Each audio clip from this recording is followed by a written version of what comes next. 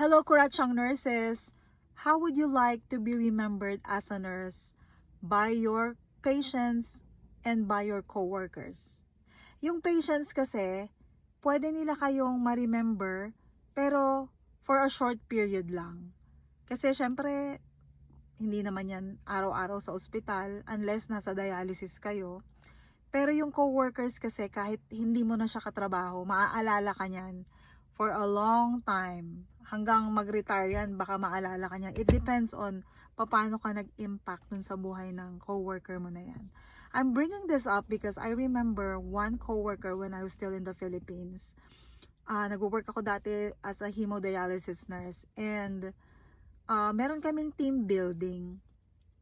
Tapos itong coworker ko na to, nagmamadali siyang umuwi. Kakasimula pa lang namin. So nagtataka kami, tinanong namin bakit ka nagmamadaling umuwi? Kasi meron palang darating na manager from another branch.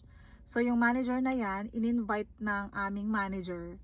And ayun, kasi friends sila, so in-invite siya dun sa event. And itong coworker na to, takot na takot dun sa manager. Sabi ko, huwag ka nang matakot kasi hindi mo naman na siya manager, may bago ka ng manager. Pero alam mo yung impact ng manager na yun sa kanya, it's really, really disturbing and traumatic.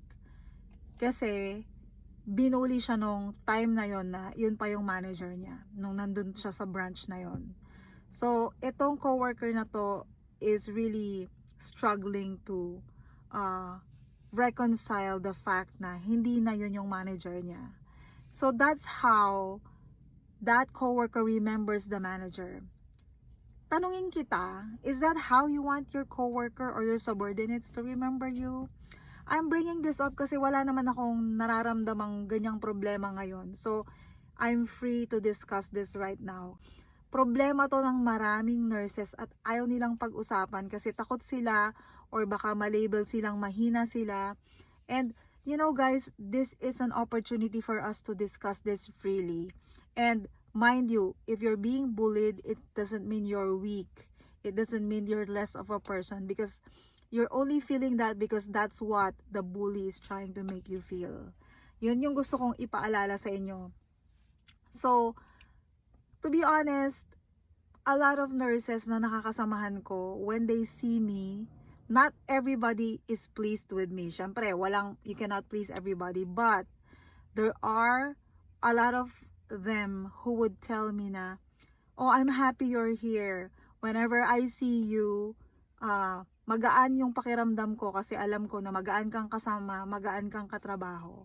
Kahit sa endorsement, nung nasa med-search ako, yung ka-endorse ko, sobrang saya niya pag ako yung nakita niyang ka-endorse niya kasi alam niya magaan akong ka-endorso. Alam niya na yung pasyente ko naalagaan ng maayos at ipapasa ko sa kanya ng walang naiwanang trabaho. At hindi rin ako masita. Kung sakaling ang ka-endorse ko is ako yung papalit at merong mga naiwan, hindi na ako maninita. Tatrabahuin ko na lang, bahala sila. It's up to them how they want to do their job. Kung may natira, kung may naiwanan sila, pinabayaan nila. It's on them. Alam nyo, I'm not working for the people, I'm not working for the employers or for the patient, I'm working for the Lord. So kung si Lord ay ma-please dun sa pinagagawa ko, edi salamat. Pero hindi ako para manita pa ng ibang tao. So ganon. May mga ganon kasi yung bang sisitahin pa nila yung mga nakaligtaan or naiwanan. May mga ganun talagang mga nurses. And I can't blame them kasi minsan may mga tamad din naman. Kaya lang ako kasi wala na akong pakels. I just want the endorsement to be smooth and ako nang bahala kung ano yung naiwanan. Maybe I will say something na next time, please do this. Pero hanggang dun lang yun, hindi ako para mang-away or mambastos. So, I just want everyone to have that kind of mindset na huwag ka nang dumagdag sa mga problema or sa mga bigat na dinaranas ng coworker mo. Be that nurse who would be encouraging, who would be somebody who will see nursing as a blessing. Yan, ikaw yung nurse na mag-i-encourage dyan sa coworker mo. Although alam natin lahat tayo nahihirapan sa ating Sa profession na to, this is really a profession of passion. Pag hindi ka passionate at pera lang ang habol mo, naku po, hindi ka tatagal. So, ayan, ganyan ko gustong maalala ako ng aking mga coworkers and pasyente. Of course, kung yung coworker ko ay salbahe at medyo winarla ko siya ng slight, sorry na lang. Hindi ko gustong gawin yun, pero I also have to fight for myself and protect myself. I also want yung mga salbaheng coworkers to know and remember me as somebody who cannot be bullied. So, yun lang. Bye!